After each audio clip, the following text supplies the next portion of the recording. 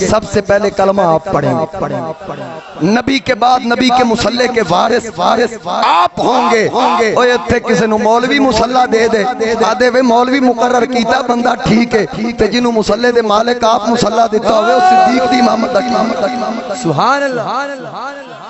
خان سلیمان خان صاحب، نعیم بصرہ صاحب، جس کو نبی نے خود مصلی دیا، اور پھر توجہ سے سنیے گا، حضرت ابو بکر صدیق کو وہ یمنی عالم کیا کہتا ہے؟ سواد دی گالتے ہونا آ رہی، آکھن لگا ایک رکہ لکھیا، رکہ لکھ کے کہا یہ رکھ لو جب نبی اعلان نبوت کریں، کیونکہ یہ پکی بات ہے آپ وہاں موجود ہوں گے، ہم نے علم صحیح میں پڑھا، یہ رکہ رکھ لو میری طرف سے پیش کر دینا۔ حضرت ابو بکر نے پڑھا نہیں، جیب میں ڈال لیا، کہا آپ ہی بتا دیں اس میں لکھا کیا ہے؟ اس عالم نے کہا اس میں میں نے حضور کی نعت لکھی، اس میں میں نے حضور علیہ السلام کی نعت لکھی ہے۔ اگر طبع والحمیری 1000 سال پہلے مدینے میں آ کر میرے نبی کے لیے مکان بنا جائے تو پھر 1000 سال کے بعد جب نبی آتے ہیں تو آقا کی اونٹنی وہاں پہ بیٹھتی ہے، جو گھر رسول اللہ کے لیے بنا ہو، تو جس جانور پہ نبی سوار ہو جائے وہ خبریں رکھتا ہے۔ تاجدار مدینہ کا اپنا کیا مقام ہے؟ اب توجہ سے ذرا ذوق لینا اس بات پہ، ضائع نہیں کرنی بات، توجہ ہے سب کی۔ زندہ باد زندہ باد زندہ باد زندہ باد، بیک زبان ہو کے لگائیں، ایک زبان ہو کے۔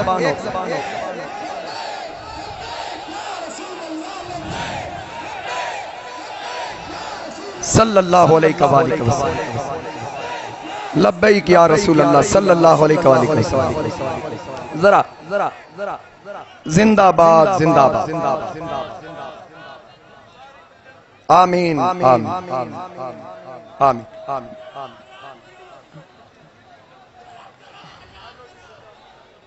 ماشاءاللہ ہماری دعا ہے کہ اللہ تعالیٰ جملہ اسیران ناموس رسالت کو باعزت رہائی عطا فرمائے۔ ذرا توجہ کیجئے گا، میرے مصطفیٰ کریم کا یار صدیق جب واپس آتا ہے، جب صدیق مکے میں پہنچے، سب سے پہلے ابو جہل گلیوں میں بھاگتا پھر رہا تھا۔ حضرت ابو بکر صدیق کو دیکھ کے کہا شکر ہے آ گئے ہو، آپ مکے کے چیف جسٹس ہو، ہر فیصلہ آپ کرتے ہو، آج ایک بڑا اہم فیصلہ ہے جو آپ نے کرنا ہے۔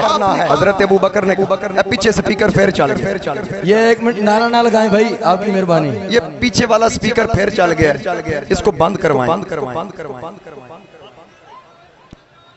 حضرت ابو بکر صدیق سے ابو جہل کہنے لگا آج ایک بڑا عجیب معاملہ ہو گیا۔ آپ نے پوچھا کیا ہوا؟ کہنے لگا وہ جو تیرے دوست محمد ہیں نا صلی اللہ علیہ وآلہ وسلم، انہوں نے دعویٰ نبوت کر دیا ہے، وہ کہتے ہیں میں اللہ کا آخری نبی ہوں، اللہ وحدہ لا شریک ہے۔ اب حضرت ابو بکر کو تو پتہ چل چکا تھا۔ آپ نے کہا حضور ہیں کہاں؟ نبی علیہ السلام اعلان کر رہے تھے، صدیق پہنچے تو سرکار نے یار کو دیکھا، کھڑے ہو کے کہا یا ابا بکر انی رسول اللہ الیک و الی الناس جمیعا، میں تیری طرف اور تمام لوگوں کی طرف اللہ کا رسول بن کے آیا ہوں۔ اچھا توجہ سے سنیے گا، یہاں علماء موجود ہیں، میرے سامنے استاد شخصیات موجود ہیں، خالد حسین معظمی صاحب، علامہ محمد بخش قمر سیالوی صاحب جو علماء کو پڑھاتے ہیں وہ بھی موجود ہیں، علامہ عبداللہ سعید ہاشمی صاحب۔ صدیق اکبر سے سرکار نے کہا الیکا، تیری طرف، وَإِلَى النَّاسِ، اور تمام لوگوں کی طرف۔ اگر مطلق یہی کہہ دیا جاتا تمام لوگوں کی طرف، صدیق اس میں آ نہیں گئے بھئی، صدیق اس میں آ گئے نا، لیکن کہا الیکا الگ، وَإِلَى النَّاسِ، پھر تمام لوگوں کی طرف۔ مجھے یوں لگتا ہے حضور نے 14 صدیاں پہلے بتایا آج سے لے کر قیامت تک کہ ہر امتی کے لیے رسول ہونا ایک طرف، اکیلے ابو بکر کا رسول ہونا ایک طرف۔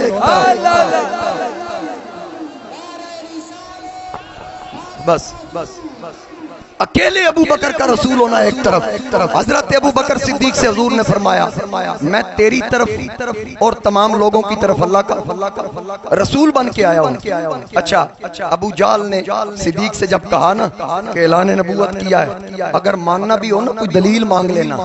صدیق اکبر سے حضور نے فرمایا صدیق نے کلمہ پڑھ لیا تو ساتھ کلمہ پڑھنے کے بعد کہا آقا ابو جال جیسا کمینہ پوچھے کہ کلمہ پڑھا ہے، مجھے تو پتا ہے آپ اللہ کے رسول ہے، اس کو دلیل کیا دوں؟ حضور علیہ السلام نے فرمایا میری نبوت کی دلیل؟ جی یا رسول اللہ کیا بتاؤں؟ فرمایا الشیخ الذی لقیتہ بالیمن، میری نبوت کی دلیل وہ مولوی کافی نہیں جو تجھے یمن میں ملا تھا، وہ مولوی کافی نہیں جو تجھے یمن میں ملا تھا۔ عرض کی کم من لشیخ لقیتہ، آقا کس عالم کی بات کر رہے ہیں؟ مجھے ایک نہیں ملا، مجھے تو وہاں شیوخ ملے، آپ کس کی بات کر رہے ہیں؟ حضور علیہ السلام نے فرمایا مجھے پتا ہے تجھے کئی علماء ملے، الذی افادک ابیاتا، میں اس کی بات کر رہا ہوں جس نے تجھے میری نعت لکھ کے دی تھی، جس نے تجھے میری نعت لکھ کے دی تھی۔ اعلان نبوت سے پہلے جو نعت کہے یا لکھے مدینے کا تاجدار اس کو جانتا ہے، تو جو آج کلمہ پڑھنے کے بعد نعرے لگا رہے ہیں، جو کلمہ پڑھنے کے بعد نعتیں پڑھ رہے ہیں، کیا آقا کریم علیہ السلام کی نظر کرم ان غلاموں پہ نہیں ہے؟ کیا نہیں ہے؟ میرا نبی مقصود کل کائنات، وہ جو نہ تھے تو کچھ نہ تھا، وہ جو نہ ہو تو کچھ نہ ہو، جان ہے وہ جہان کی، ارے جان ہے تو اچھا سارے حضور کی نعت پڑھیں۔ میں نے پہلے عرض کیا ہے نا کہ جس نے پہلے لکھی اس کو نبی جانتے ہیں، تو جو بعد میں پڑھے گا ہر بندہ یہ چوک پورا گونج اٹھے، شعر پورا میں پڑھوں گا، آپ نے ہاتھ کھڑا کر کے کہنا ہمارا نبی، یہیں پہ بھائی گاڑی چلانی نہیں ابھی۔ سب سے اولا ہمارا نبی، سب سے بالا والا نبی، ہر طرف ہاتھ کے جھنڈے بنا کر ہاتھوں کو لہرا کر پڑھیے سب سے اولا ہمارا نبی، سب سے بالا والا ہمارا نبی۔ ہمارے معزز مہمانوں نے بھی خود بخود ہاتھ اٹھا لیے، علماء کے بھی ہاتھ اوپر ہو گئے، ہر ایک ہاتھ لہرا کر میرے نبی کا سچا غلام بن کے کہے سب سے اولا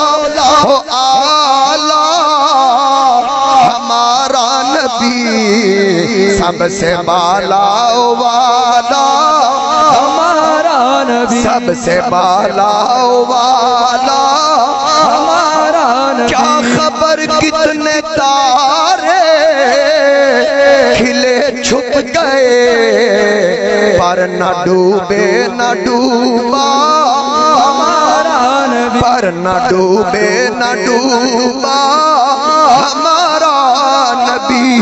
قرنوں بدلی رسولوں کی ہوتی رہی، چاند بدلی کا نکلا،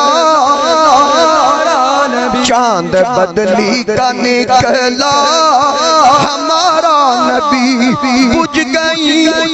بجھ گئی جس کے آگے سبھی مشعلیں، شمع وہ لے کے آیا، شمع وہ لے کے آیا۔ آخری شعر مل کے پڑھیے گا کہ سارے اونچوں سے اونچا سمجھیے جسے، ہے اس اونچے سے اونچا ہے، اس اونچے سے اونچا۔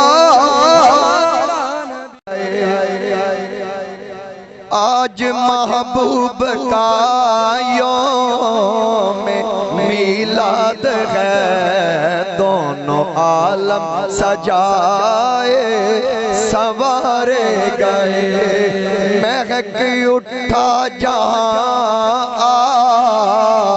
گیا باغباں، مہک اٹھا جہاں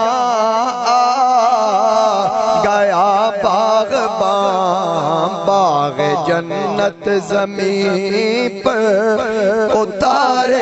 گئے سب مل کے پڑھیے آج محبوب کا یوم میلاد ہے دونوں عالم سجائے سنوارے گئے آج محبوب کا یوم میلاد ہے دونوں عالم سجائے سنوارے گئے ہو گئی حسن خالق کی جلوہ گری ہو گئی حسن خالق کی جلوہ گری نور سے گود ہے آمنہ کی بھری جن کے گھر کی سلامی کو آداب سے جن کے گھر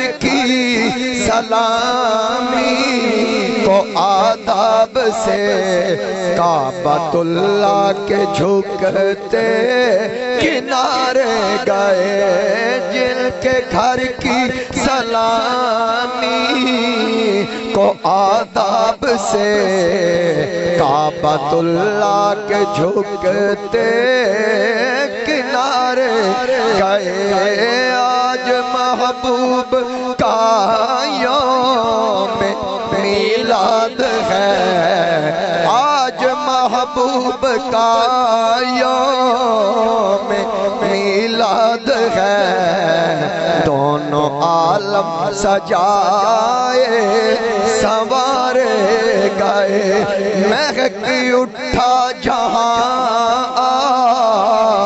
گیا باغباں باغ جنت زمین پر اتارے گئے نعرہ تکبیر